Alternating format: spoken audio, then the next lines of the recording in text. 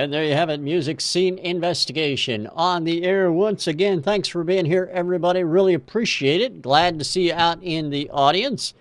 It is broadcast live via radio, so if you don't get that joke, now you do.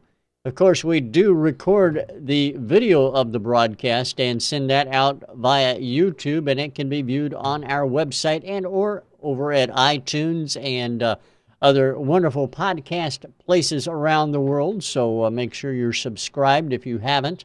And on today's show, we've got 3 new songs we're putting in front of our panel as we do each and every week. We're also going to talk about the yearly awards. The voting has been open for a couple of weeks now, and we do have some votes. I'm going to give you some early results as things are continuing to be voted upon. We'll just kind of keep you up to date on what's happening there. And let's see, we've got snow. Winter is finally here, sort of, kind of. And it's trying anyway, I guess what we should say. We're going to talk about that as well as we go around the world. Starting in London, England, Mr. Ian Husbands. Hello, Ian. How are you? We're all damned. We're all at least cold. Oh, okay, yeah, that'll do.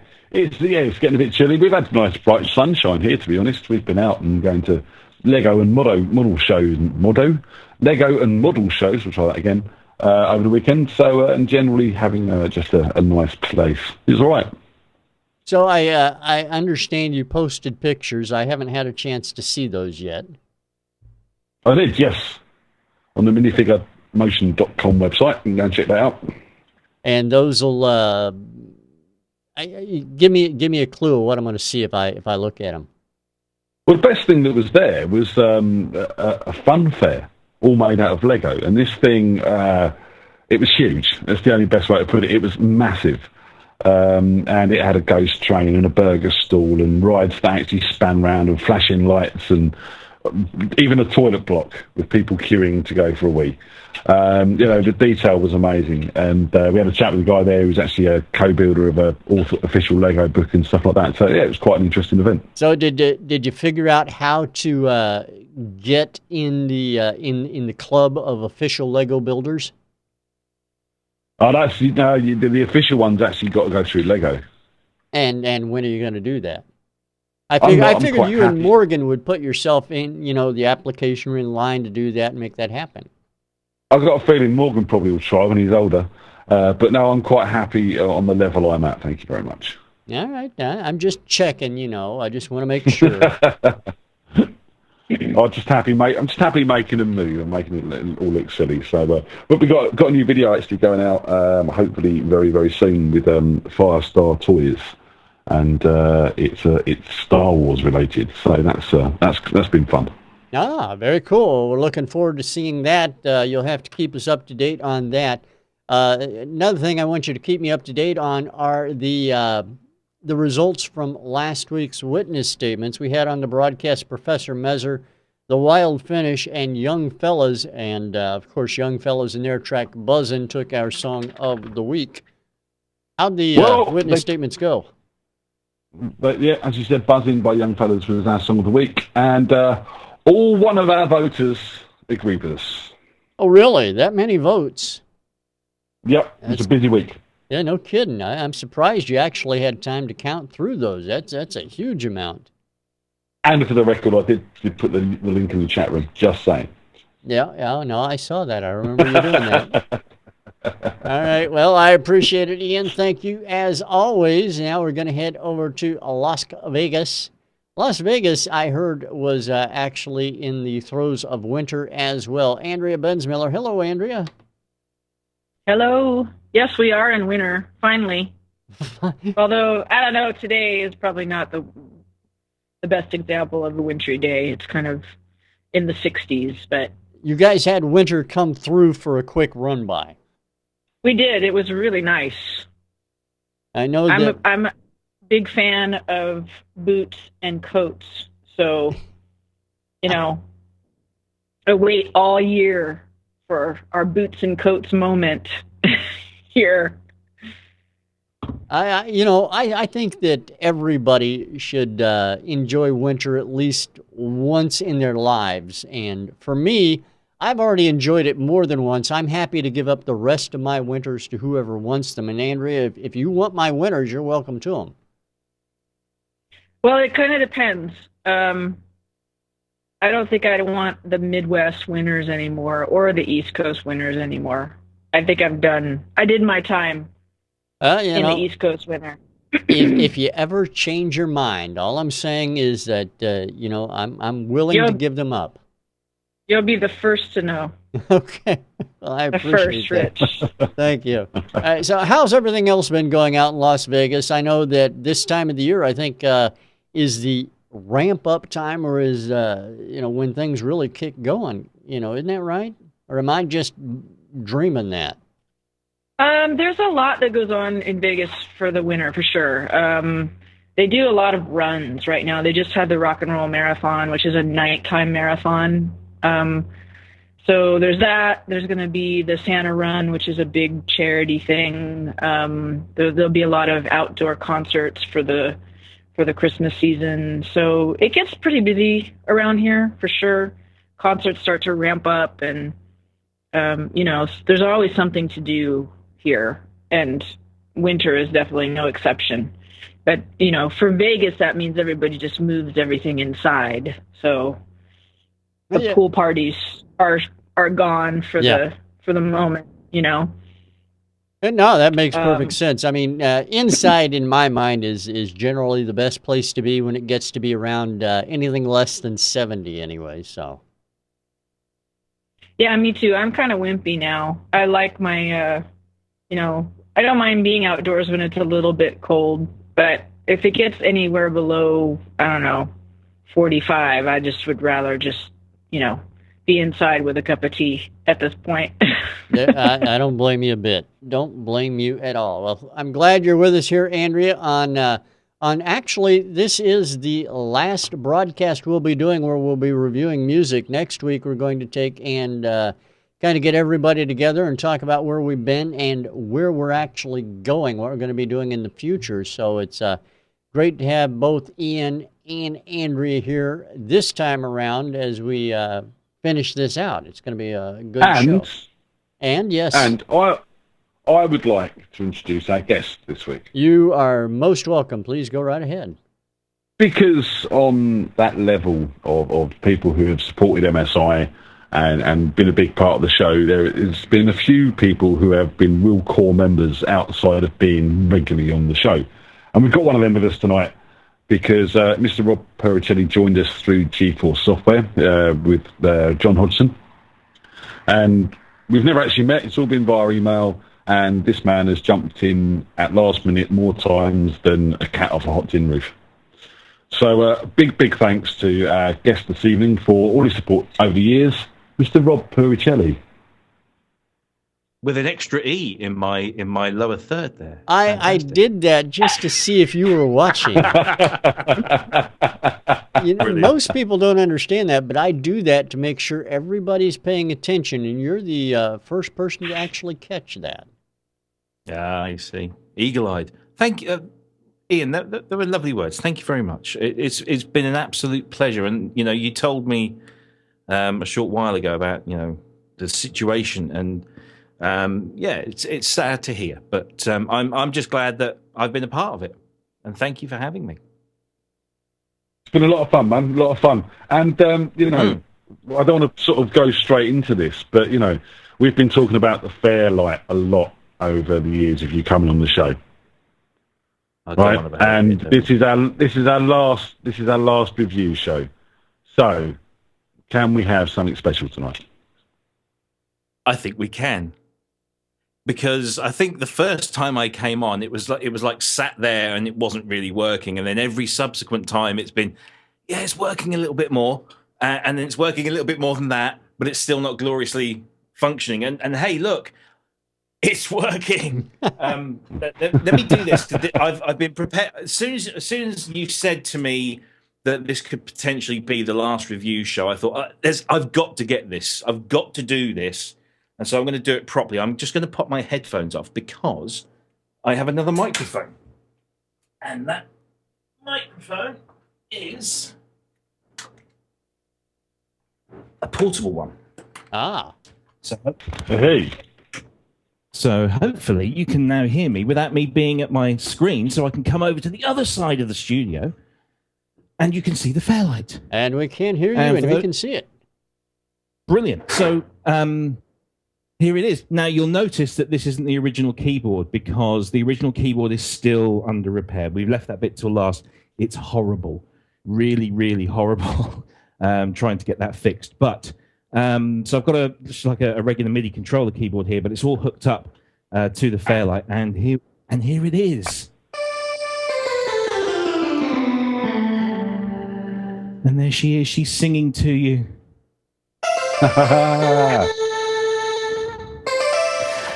Obviously, that's one of the signature sounds. I can tell you a little story about that sound. That's a lady called Sarah Cohen, and that's her voice. Actually, it's about there. And that's Sarah just going, obviously in a much nicer way than me. And it was sampled. And because of the old Fairlight and the way it did things, it came out a little bit odd and kind of ethereal. So that's actually a human voice, a lady called Sarah Cohen, recorded, sampled, should I say, in 1981 in Fairlight's own studio. And of course, it's a hugely famous sound, and you'll have to excuse my terrible keyboard playing skills. Yeah,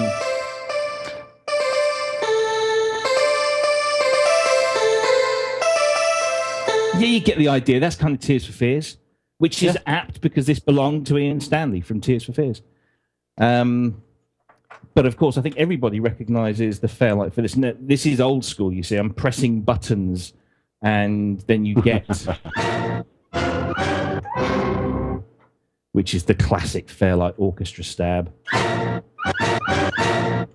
which was over everything. And I don't know if any of our listeners were around at the time. I'm certainly showing my age. There was every single record for about 5 years had an orchestra stab in it somewhere.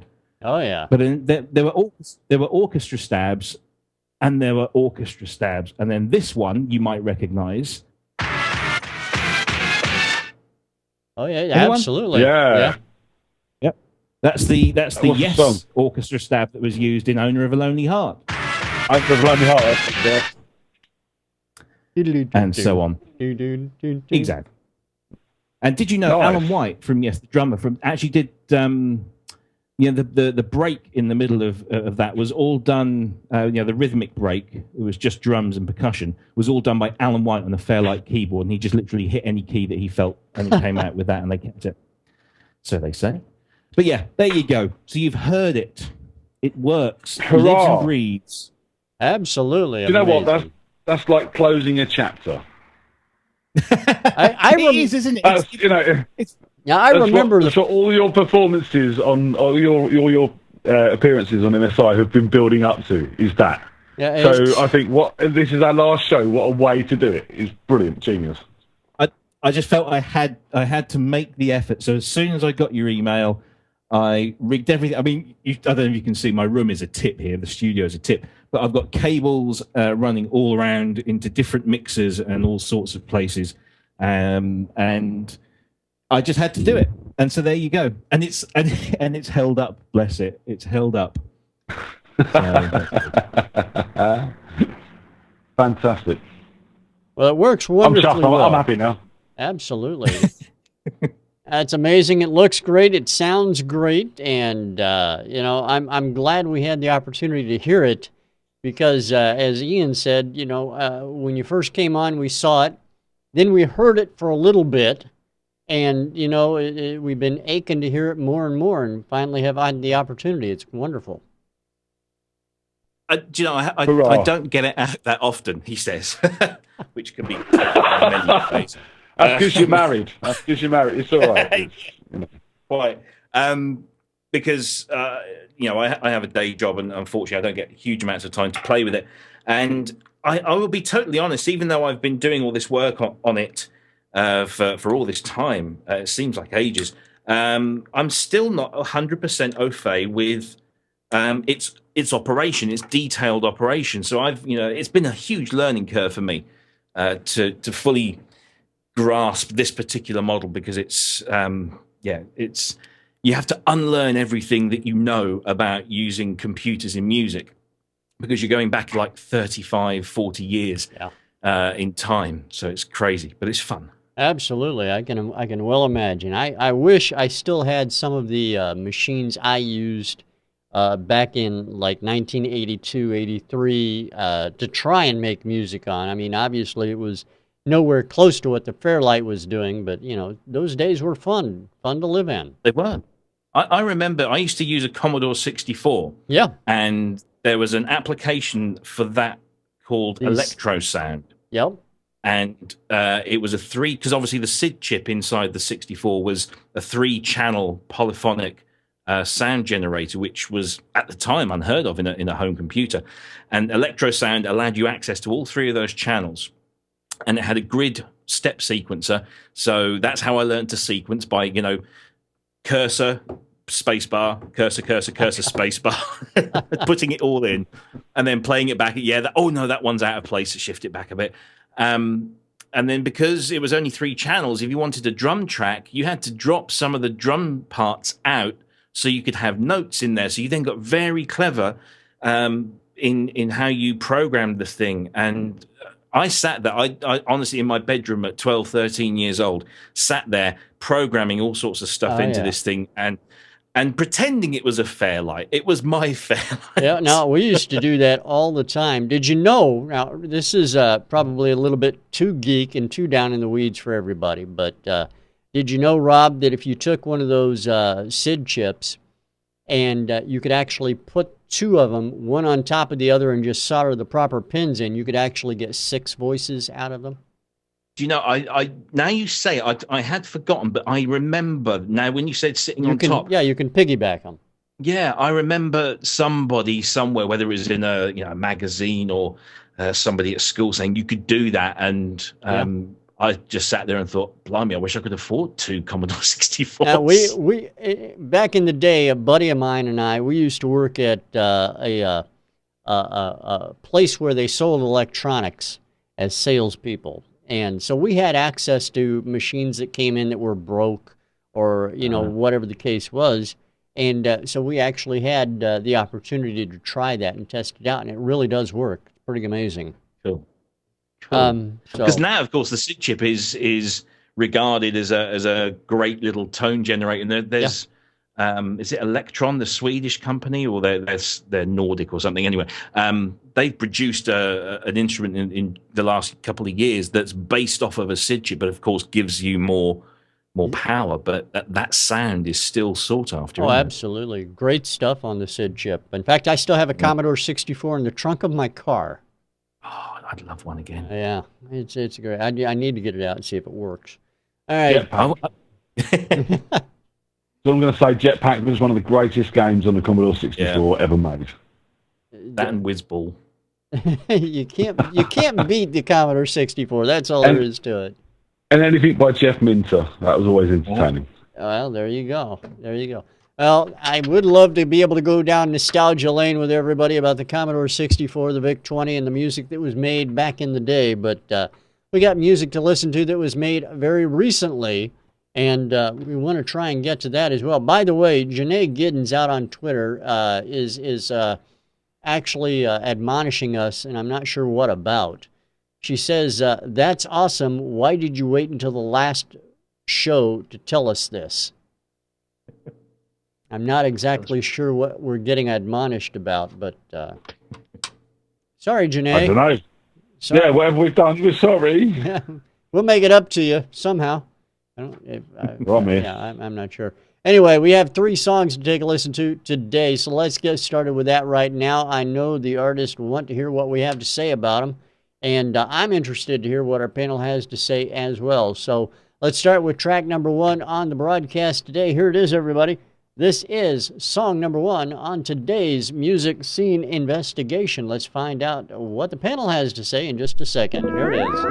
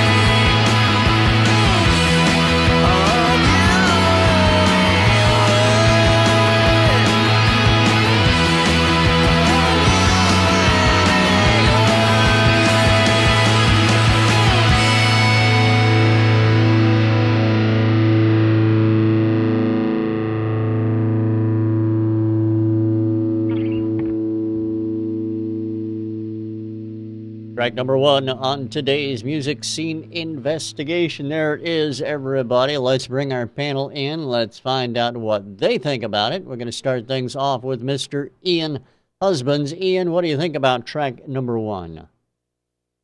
Yeah, great start. Good song, strong groove, nice drive, some great production gone in there. The guitar sound excellent. It's got a sort of that sort of 90s lit.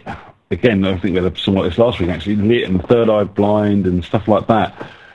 Sort of 90s pop rock sort of sound, which is cool. I like that sound. And I think it can still sort of exist in today's rock world. Vocals, couldn't really hear them. The guy's obviously got a good voice. There's a lot of reverbs going on, a lot of deep reverbs, which were kind of separating it all from the mix a little bit. But the guitars were up there, the bass was pumping and really grooving, the drums were driving, but that vocal was just set back. And I couldn't actually get every sort of lyric and hear exactly what he was singing about. What I could hear, it sounded like he was doing a very, very good job. I liked the use of layering, and that sort of hook into that chorus is very strong. You know, you've got a good song here, I think. I mean, there's people talking in the chat room there about whether the solo was theremin or harmonica. I thought it was just effective guitar, to be honest. But, you know, I'll stand corrected on that. Yeah. Decent tune. I think it's been overmastered. I think it's, you know, you need to go back and look at that master, get a flat mix on this, and make sure that vocal stands out with everything else. All right. I appreciate it, Ian. Thank you very much. And over to Las Vegas, Miss Andrea Bensmiller. Andrea, what do you think? Track number one. Yeah, I mean, I like the song. It's kind of a perfect example of a song that's really well executed. The band sounds, you know, really tight. You can tell peeking out that the vocalist has a good voice. It's a decent song. The guitar sounds are nice and solid. And it's really the only real downside of this song is the mix, because it doesn't allow the vocal to come out at all. I mean, I have no idea what the actual hook was or what any of the storyline in the verses are, because you couldn't understand a word that was being sung. So that was a little bit too bad that he was so covered up in these really nice guitar sounds, but still way too dominating. And I felt that way about the drums too, especially on the choruses. You had these moments where the drum sounds would peak out, but on the choruses, when you really wanted to hear them, they were kind of buried in the back. So yeah, it's a decent track, really well done. It's I wouldn't say that it's totally current, but it still has kind of that indie, alternative rock vibe to it. You can kind of hear it on the radio, but it really needs some mix adjustment to make sure that, the actual performances can come out. All right. Well, I appreciate it, Andrea. Thank you very much. And box of crap out in the chat room. I do stand corrected. Thank you for correcting me. And apologies to Andrea. It's not Miss, it's Mrs. or Ms. So my apologies. All right, let's go. Yeah, well, I'm not used to it either, so don't worry about it. All right, well, I appreciate it. Thank you. And let's go to Mr. Just use Ms. Just use Ms. It's easier. It falls in the middle. It's, Exactly. That's what I'm going to have to do. Rob Puricelli. Mr., is that okay, Rob? No, Mrs., actually. All right, well, Mrs. Rob Puricelli, if you'd do me a favor, let me know what you think about track number one. We know who wears I the bloody trousers loved in your it. I relationship. did. No, I really liked it. Everything about it, there's not a huge amount I would change about it, except what everyone else has already said, and that the vocals were just far too low in the mix. You could just about make out what was being said. You could certainly hear the vocal melody, and it worked really well, but you need to hear what's being sung, you need to hear the lyrics to get the whole thing. I really liked it. I agree with the kind of the 90s vibe that's been pushed out there. The first thing I wrote on because I have a little notepad that I just kind of write things down on, and that my first note was, "Ooh, synthy start," because I always listen out for synths because that's what I like. And what I think might have worked in this, which I think I'm hoping kind of goes along with what Andrea was saying, was that maybe to make it a bit more current, those synths shouldn't just be the first few seconds at the end. At the beginning of the song. Maybe those should be woven in and be made a bit more prominent throughout. Whether that, even if it's just in like a middle 8 section or a bridge or something, but just bring that back in. That might make it a bit, feel a little less 90s and a bit more current. But I like that, and I don't know whether that. It kind of had a New Order-y kind of feel to it, and Happy New Order, which doesn't happen that often. But I liked it. I really did like it, and it was just a shame that the vocal was a little bit low. That's what let it down, in my opinion. But other than that, whoever's behind this are doing a great job. Keep doing it. Just tweak it. All right. I appreciate it, Rob. Thank you very much. Now, for everybody's information, track number 1, it's from a group called Dead Man Orchestra, and it's called Dragging You Down. And we appreciate the Dead Man Orchestra sending that track in to Music Scene Investigation. All right, we have 2 more. Can I just butt in? I just want to butt in quickly. All right. Just quick. Rob, you just mentioned New Order. Yes. What do you think of their new single? I think the whole single and the album are just superb, because I'm a big New Order fan, and I was really worried about this album, especially when I heard that they were collaborating with kind of more modern artists. And I always think that's a little bit of a dangerous thing to do to make you more relevant, because you don't need to be more relevant when you're New Order. And I was really worried, and then I heard it, and all my worries went away. And I really, really enjoy it. In fact, so much I went out and bought the deluxe set with all the extended versions in, and it's very, very good. A man who buys music, ladies and gentlemen. Give me a round of applause. There you have it. I spend way too much. All right. Well, let's see if we can sell Rob some more music here on the show today, and listen to track number 2. Here it is, everybody. Track number 2 on today's Music Scene Investigation. Enjoy.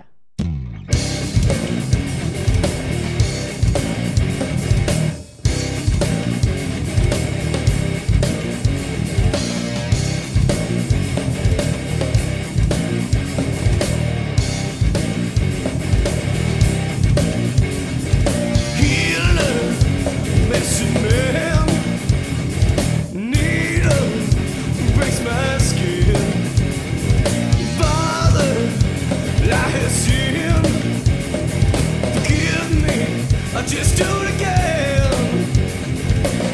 Take the blade out from my side. I can run, but I can't hide. Take a pill to make me breathe. Ease my mind and set me free. Lost in a feeling alone. Can't take away what I've done.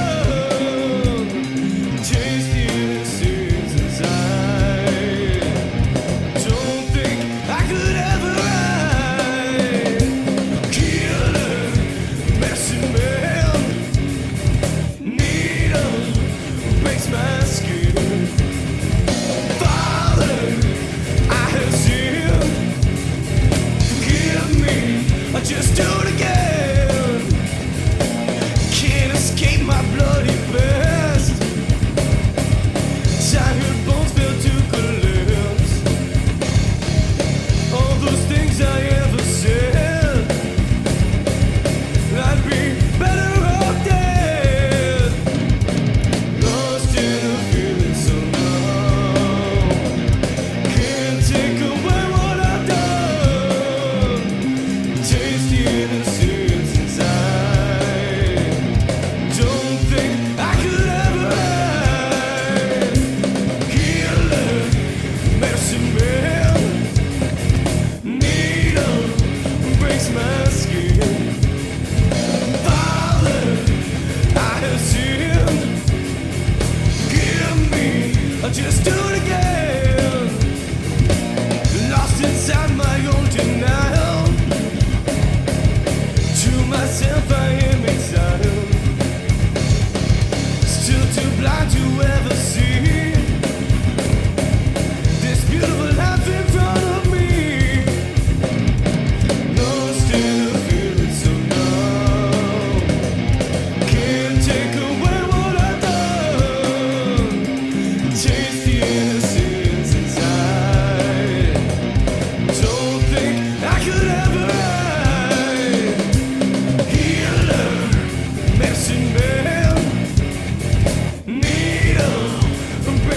skin. Father, I have sinned. Forgive me, I'll just do it again.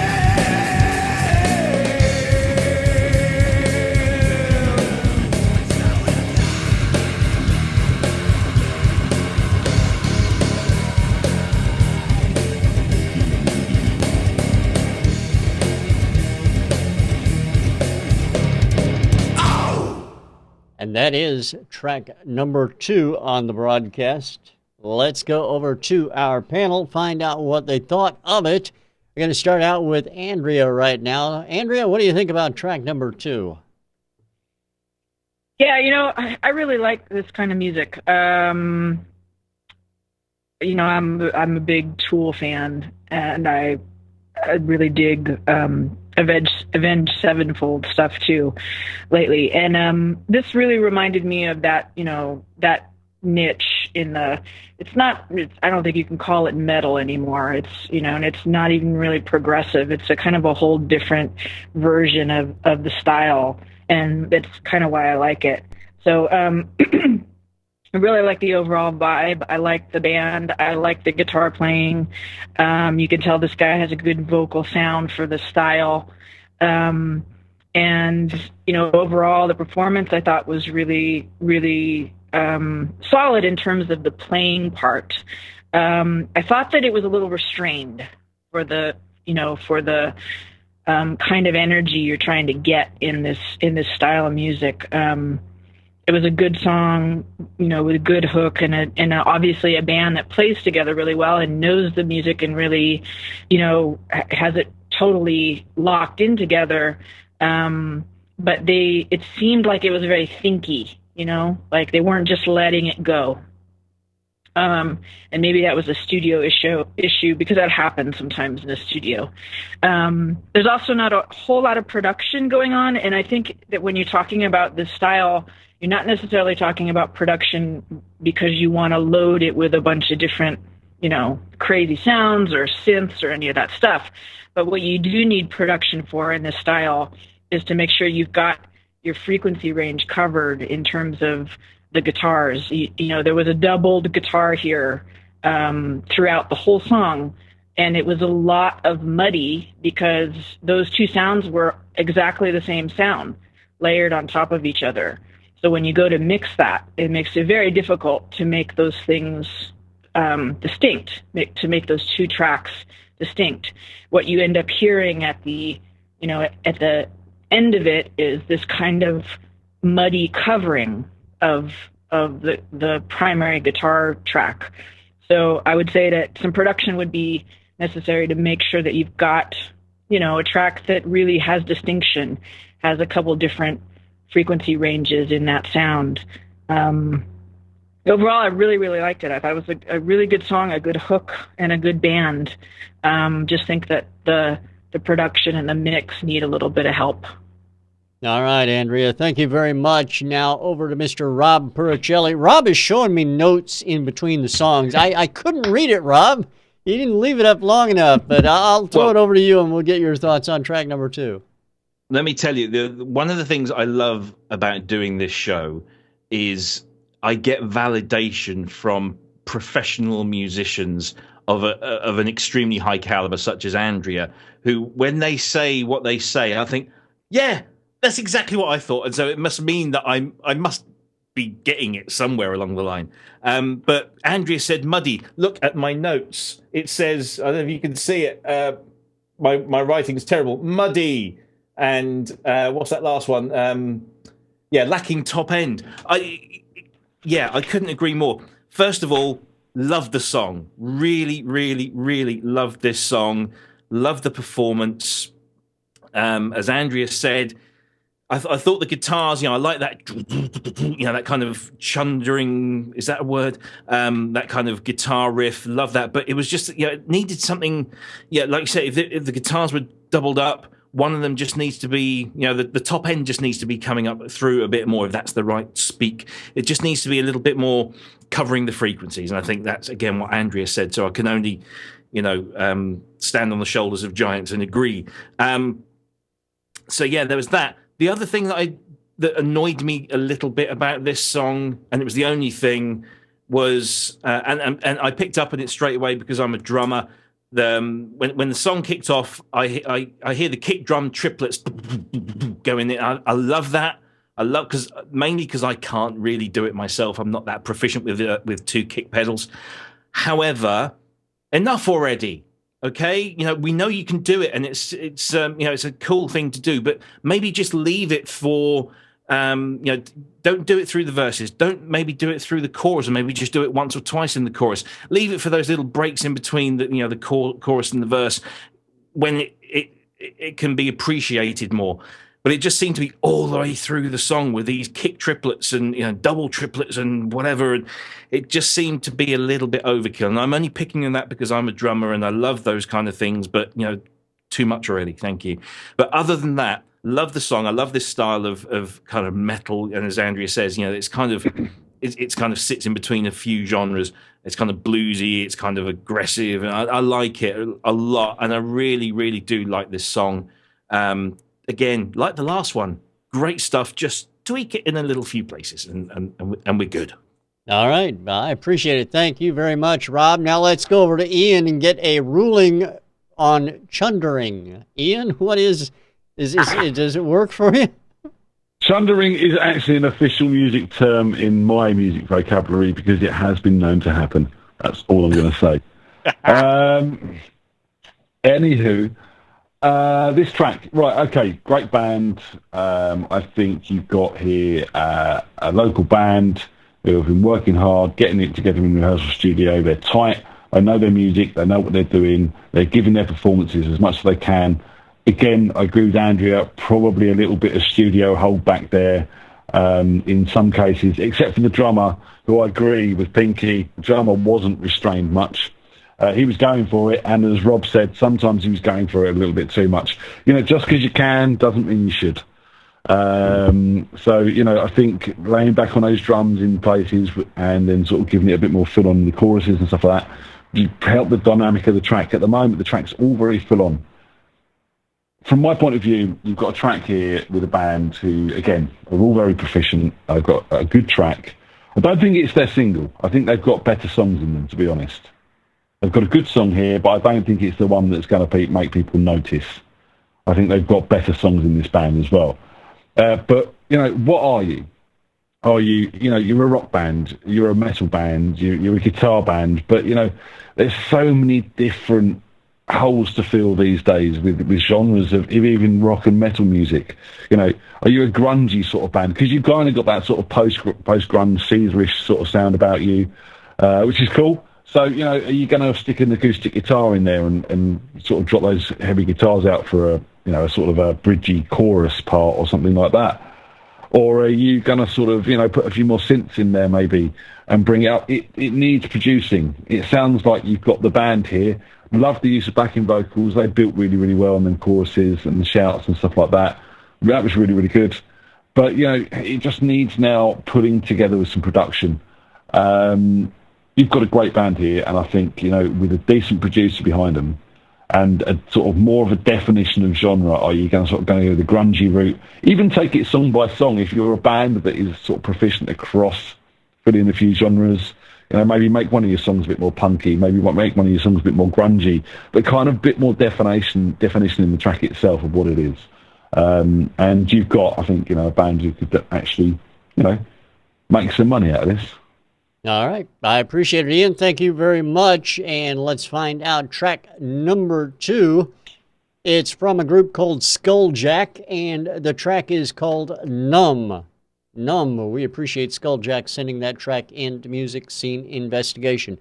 Now, before we go into the third song, I want to bring up something that we're in the middle of over at MSI. Our yearly award polling and voting is open. If you haven't voted, you can vote once per day.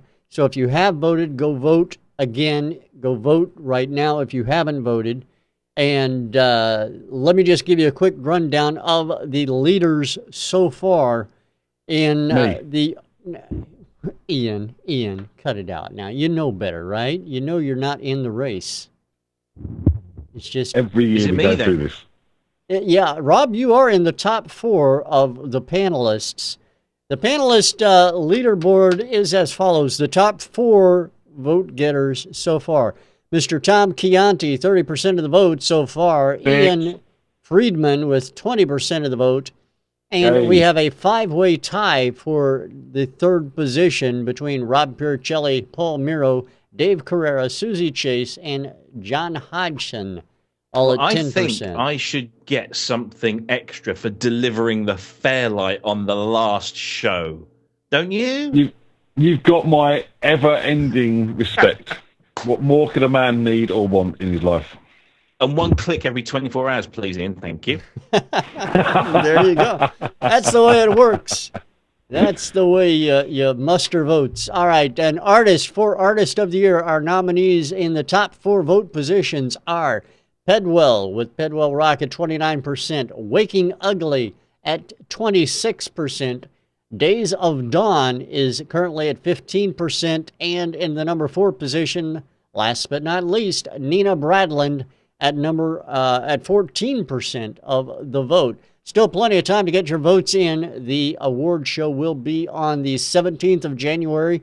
The voting will close the first Sunday of the new year, so be aware of that. I don't remember the exact date off the top of my head, but you can look at a calendar as easily as I, so you'll be able to figure that out yourself, I'm pretty sure. All right, we have one more. Vote in husbands. Somebody tell Ian he's not in the running.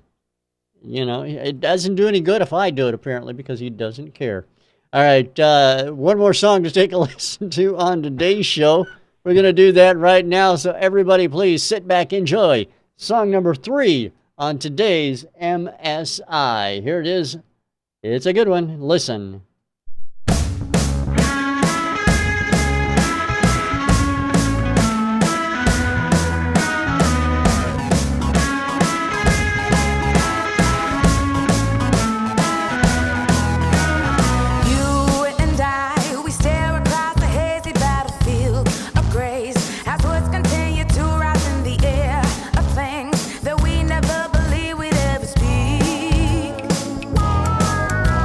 And then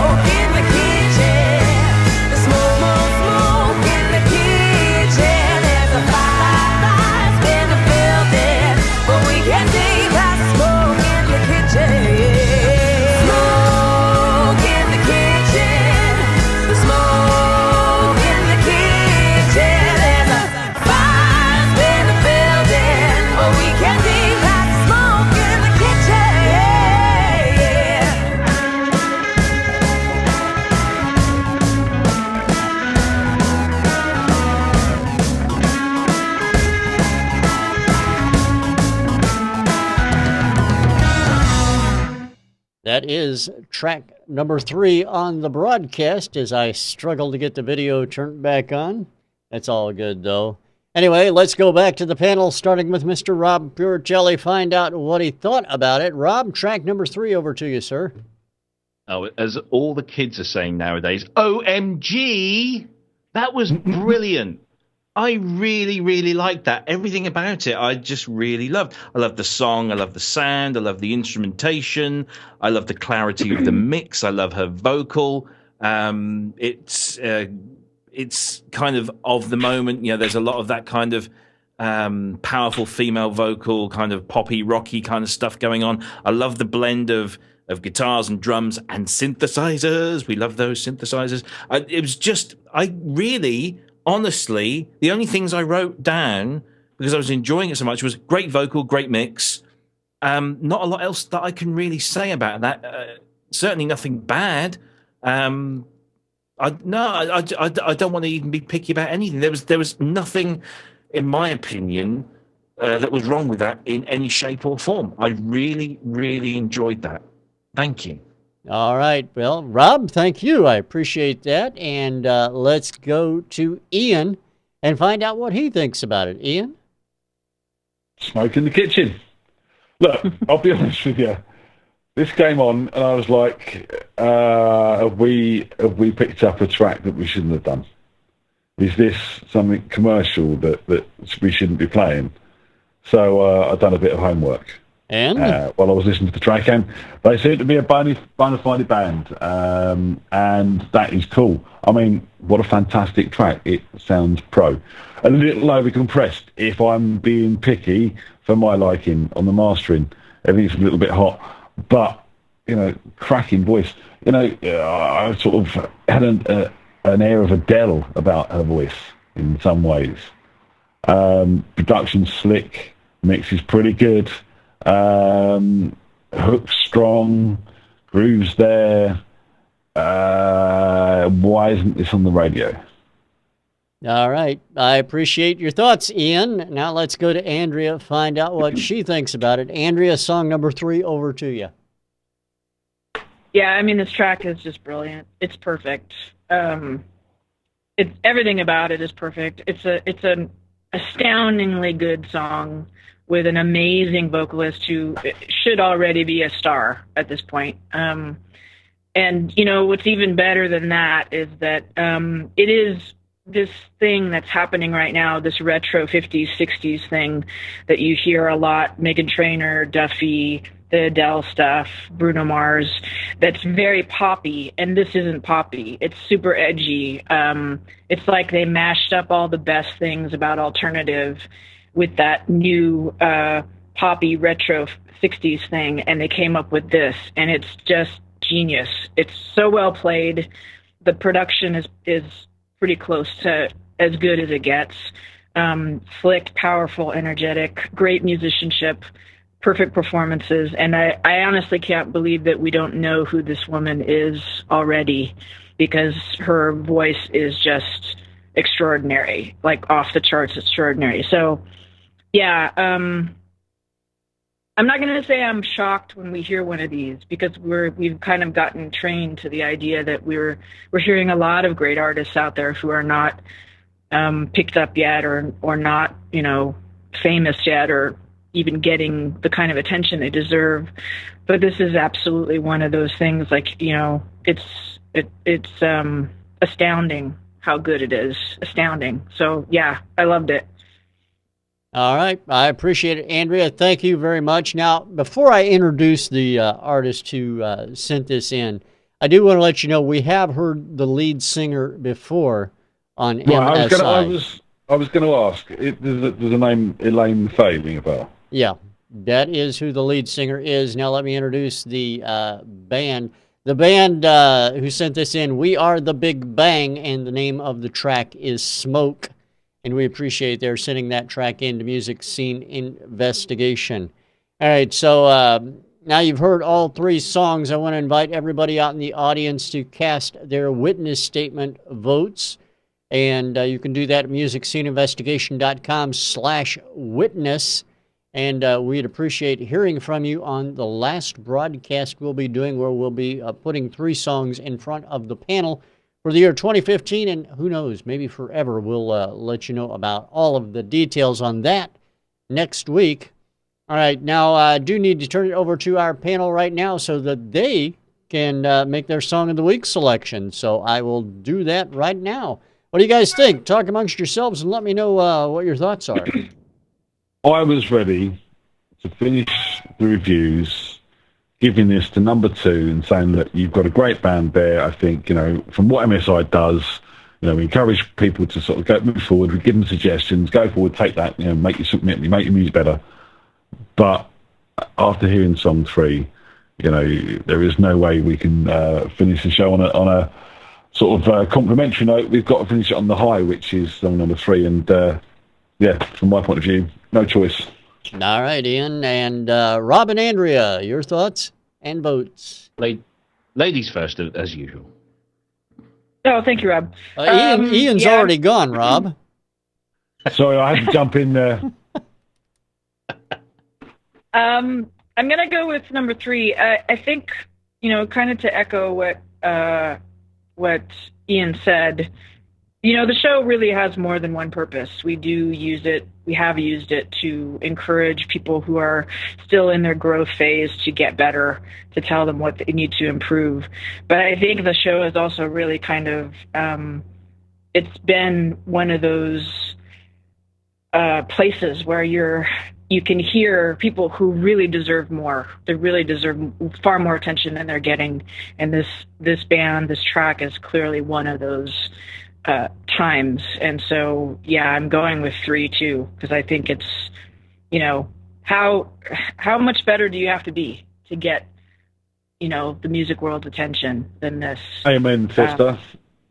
Yeah, preach it. All right, Rob, your thoughts and your vote? I'm going to say song number... No, I'm going to say song number 3. Of course I'm going to say song number 3. Honestly, no, seriously. If being on this show has ever taught me anything, is that, I get very disgruntled. I get very upset. I get very depressed sometimes at the state of popular music around the world, not just, in my country, and just all around the world.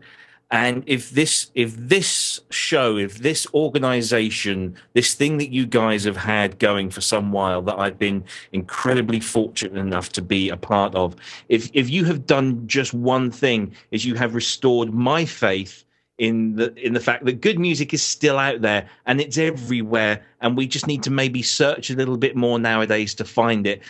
Or we need to be part of organizations and movements like MSI, to bring that to us, to broaden our minds and show us that it isn't just crap coming out of a machine as we would believe if you watch the TV and listen to the radio and see all the stuff that's fed to you through social media nowadays. And We Are the Big Bang are just great proponents of that. Just a great song. What a way, guys. I mean, I'm sure you didn't plan it this way, but what a way to go out with these 3 songs. They're all, stupidly good, but track number 3 is astoundingly good. And like everyone says, why do we not hear more of, this lady's voice and also this band? That whole thing. They deserve to be heard. We need to tell people about this. And that's why I'm hoping that MSI takes its break, comes back bigger and stronger, and continues the fight against the machine. But yeah, song number 3, all day long.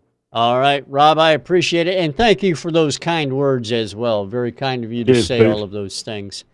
And so, We Are the Big Bang is our Song of the Week selectee. Their track called Smoke. Congratulations to them as well.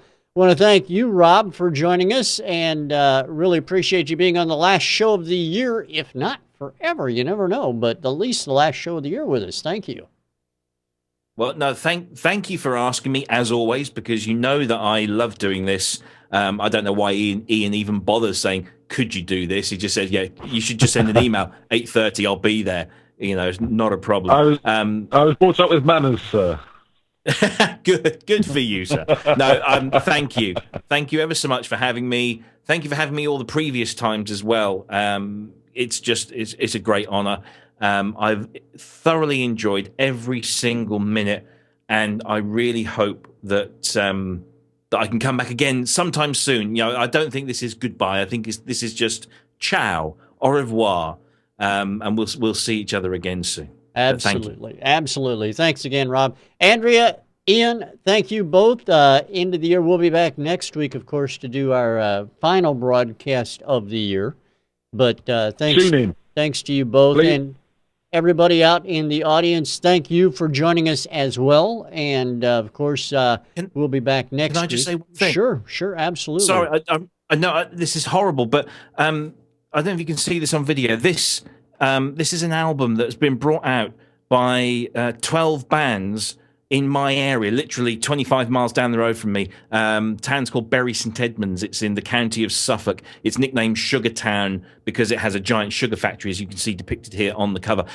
This album came out, and it's £5 to download. It's called This Is the Sound of Sugar Town. It's out on Repeat Records. They have a site on Bandcamp. Please support the local music where I am. This is a fantastic album. Thank you. Absolutely. Awesome. And want to thank everybody in the audience. We're going to play out right now with We Are the Big Bang and their track Smoke, our song of the week. Thanks for being here, everybody. We'll talk to you again next week right here on Music Scene Investigation. Have a great one.